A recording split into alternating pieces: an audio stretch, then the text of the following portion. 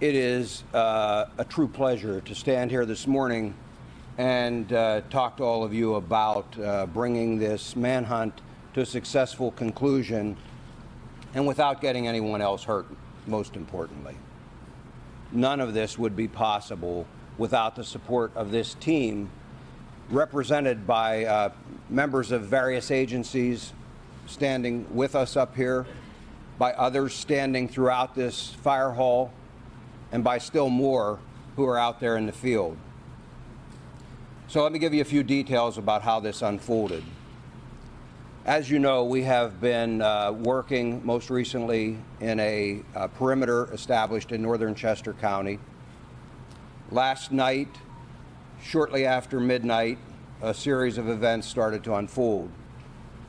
First, we had a burglar alarm at a residence near Prizer Road within the perimeter.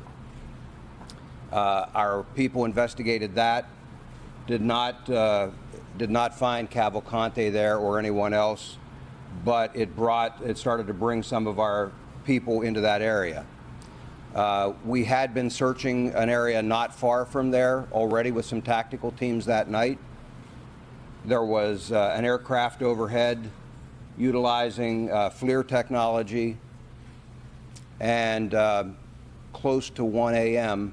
picked up a heat signal that they began to track. It was west of PA 100 and north of Prizer Road. Tactical teams began to converge on that location where the heat source was moving. Unfortunately, we had a weather system that also came in, and we had lightning that was flashing all around, and it caused the aircraft to have to depart the area.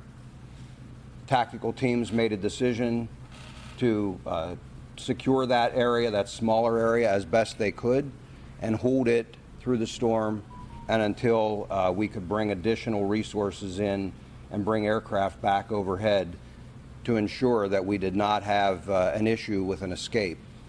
That resumed early this morning, and shortly after 8 a.m., tactical teams converged on the area where the heat source was. They were able to move in very quietly. They had the element of surprise. Cavalcante did not realize he was surrounded until that had occurred. That did not stop him from trying to escape. He began to crawl through thick underbrush, taking his rifle with him as he went. One of the Customs and Border Control teams, BORTAC, had a dog with them. They released the dog. Some of our PSP CERT members were also there, had him surrounded. The dog subdued him, and team members from both of those teams immediately moved in. He continued to resist, but was forcibly taken into custody. No one was injured as a result of that. Excuse me. He did sustain a minor bite wound. We had medical personnel at the scene, and they took a look at that. Cavalcante was, as I said, taken into custody. He was transported to our Avondale station for further processing and interview, and he will ultimately be transferred to a state correctional institute where he will be housed and begin to serve his life sentence. In just a few minutes, I'll open this up to some questions, but before I do that, I want to turn this over to one of our very close partners, District Attorney Deb Ryan. I know she would like to say a few words, and again, then we'll be happy to take your questions following that. Deb. Thank you, Lieutenant Colonel Bivens. Today is a great day here in Chester County. Our nightmare is finally over, and the good guys won. We owe a debt of gratitude to all of the first responders for their tireless and dedicated efforts in bringing this fugitive to justice. They worked around the clock, and we are deeply grateful to all of them.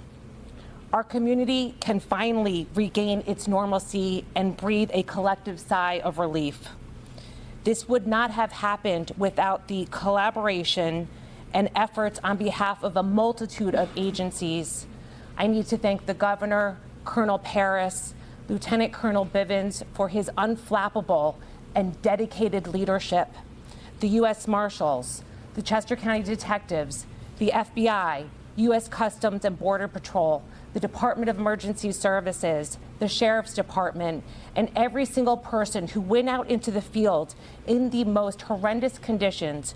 We had weather problems, we had terrain problems, and a ton of obstacles that prevented our capture from occurring as expediently as we wanted. We have the best people in the business, and we never lost faith that this capture would occur. We knew that it was just a matter of time. The scope of this manhunt was extremely impressive. The brave men and women who went out there every single day are our heroes.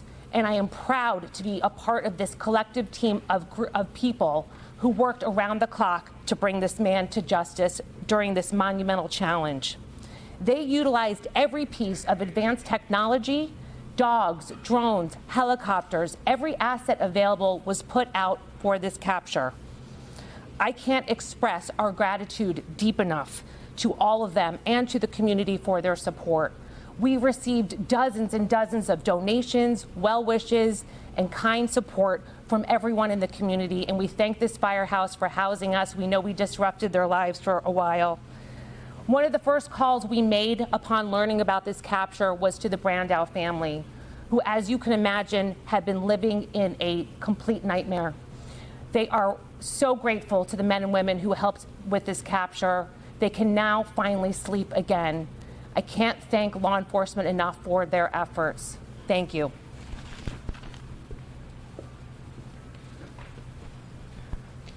Okay, with that, we will be happy to take your questions. Yes. With the helicopter overboard, we saw the arrest taking place. There was some criticism about the photo op that was taken with the fugitive. Can you explain how that's actually a standard procedure, or what's the reasoning behind the photo op with the fugitive? You know, I'm aware that there was a photo op that was taken out there. Those men and women worked amazingly hard through some very trying circumstances. They're proud of their work. I'm not bothered at all by the fact that they took a photograph with him in custody. Again, they're proud of their work. They kept the community safe. I say thanks to them and good job. Sir, did he say anything in the moment that he was captured, and you released the name of the canine officer who bit him during his capture? We will probably not be releasing the name. And in terms of anything that he said, we need to use an interpreter, and he has been taken back to the station, and at that point, we will attempt to interview him at the Avondale station. Did he say anything upon capture? Anything at all? I'm not aware of it. If he did, I don't have that information. Lieutenant, your officers were authorized to use lethal force if he didn't actively surrender. Was the goal to always take him in alive? That's always our first choice and preference. Again, that option is only to prevent the escape of a very dangerous individual. Had they not been able to contain him, that would have remained an option. Who specifically made the arrest? Which organization? It was a combination. It was a combined group of the Border Patrol and PSP. Well, he got the feeling that at 1 o'clock captured. When he went into the van, he was stripped and had his tattoos photographed. Is that normal procedure? Yes. When the thermal imaging happened at 1 o'clock, was he in the same location when you found him? Wait, I'm sorry. You'd ask first, ma'am. Was he asleep when you found him? He was proned out. I've not been told that he was asleep. I'm told that he was proned out trying to hide and then began to crawl away. Was it the same location when you got the thermal imaging at 1 and you found him at 8? It was in that close proximity to that, yes. What was the whether anyone was helping him? No one was assisting him at that point. Sir, what was the agency that was flying the helicopter that first spotted the key? That was the DEA, and that was a fixed-wing aircraft. Were you worried as law enforcement that you had to down the plane and there could be another chance for escape? I mean, that's obviously the plane had to land, but what kind of risk did you have to calculate with that? Well, you know, as I've told you throughout this investigation, there are always things we have to contend with. Everything isn't scripted and doesn't go perfectly. And so it's just another challenge. Worried, I don't think, is the word that I would use. We simply had to adapt. And so we secured that inner perimeter while always keeping our outer perimeter secure, so that if he did manage to get out of that inner, we would box him in yet again. How tough an adversary was he? He led some very high-profile, difficult manhunts. How tough an adversary was he compared to some You know, I don't know that he was particularly skilled. He was desperate, and I've said that all along. You have an individual whose choice is go back to prison and spend the rest of your life in a place you don't want to be, or continue to try and evade capture. He chose the evade capture. He was in good shape, obviously able to climb, as you saw, to get out of prison. But ultimately, as I said all along, we had an amazing team assembled here, capabilities that are just very formidable. And I was confident all along that he would eventually be captured. And ultimately, this team, and I credit all of them for bringing together their collective experience, the resources, and being able to apply that and capture him. It's never easy to find someone who doesn't want to be found in a very large area. Previously, you said you were reserving comment on if anybody was helping him throughout the search. I know you said no one helped him this morning. Can you say now that he's in custody whether he received help these last 13 days? There were people who were intent and intended to assist him. We had been successful, to the best of my knowledge, we had been successful in preventing that assistance from reaching him. Does that include his sister? Yes. There had been some frustration, some criticism from the public as this was stretching on. Now that it's over, do you consider this anything other than a success?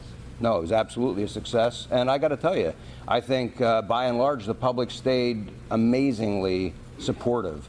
I had some third grade students stop by yesterday and drop off letters and notes of support for all of these responders. We put them out for them to see at briefing time and things.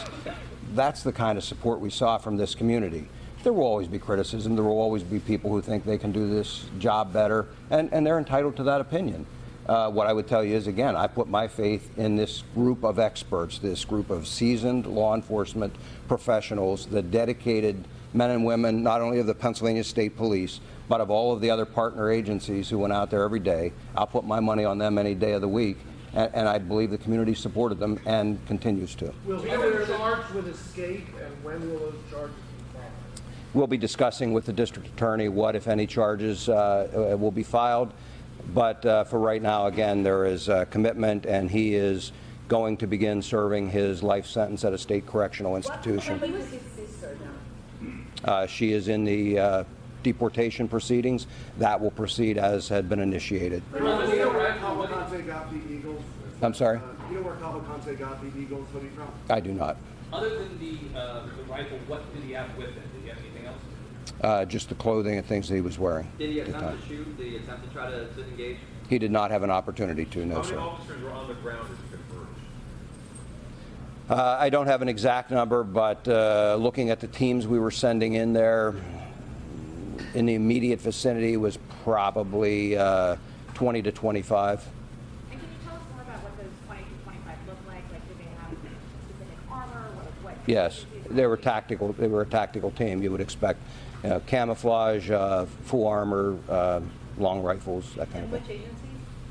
Customs and Border Patrol was their BORTAC team out of El Paso, and then Pennsylvania State Police CERT. It's our Special Emergency Response Team. Colonel, once on the ground, they've now pinpointed him, right? They're Yes. on the ground and they're quietly moving in place. Length of time? From that point, probably 5 minutes. It played out fairly quickly once they had identified him and moved in. He detected them at that point once they were already in position, and again, he started to crawl away, and it played out very quickly then. Sir, what is your greatest lesson from this 14-day manhunt? You know, I don't know that there's any single lesson. I will tell you that I learned something from all of these, and as I told you before, I bring that experience to the next one.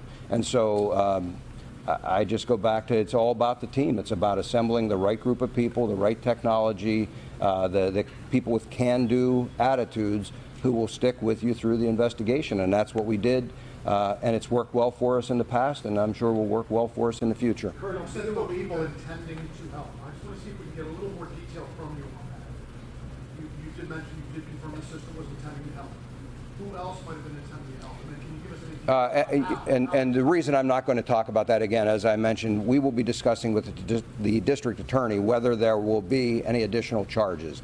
I don't expect that there will be on that aspect, but we want to have that discussion before we disclose anything else. help the police to catch him? Did he stop because of the rain? Is that right? No, I think he Bivens stopped addressing the because media his, after the capture, normal- successful capture of Danelo Cavalcante on the run 2 weeks and terrorizing that region about 30 miles north of the prison where he escaped, 50 miles to the west of Philadelphia. But he was captured this morning, resisting till the end, according to authorities just now in that news conference. I want to turn to NBC's George Solis, who has followed this story from the very beginning. George, what more can you tell us about what the officer said there? Yeah, Savannah, the beginning of the end appearing to happen around midnight this morning when Cavalcante tripped a burglar alarm that prompted a large police response.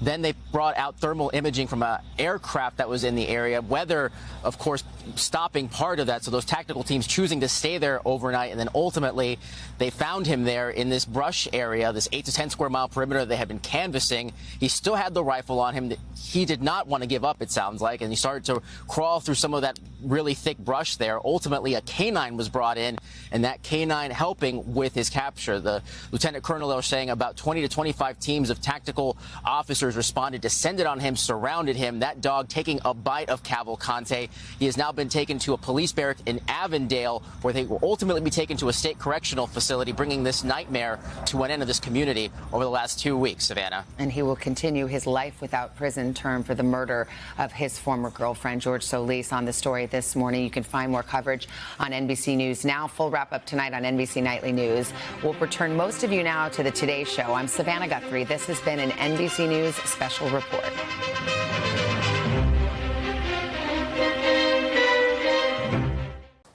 Hey, thanks for watching. Don't miss the Today Show every weekday at 11 a.m. Eastern, 8 Pacific on our streaming channel, Today All Day.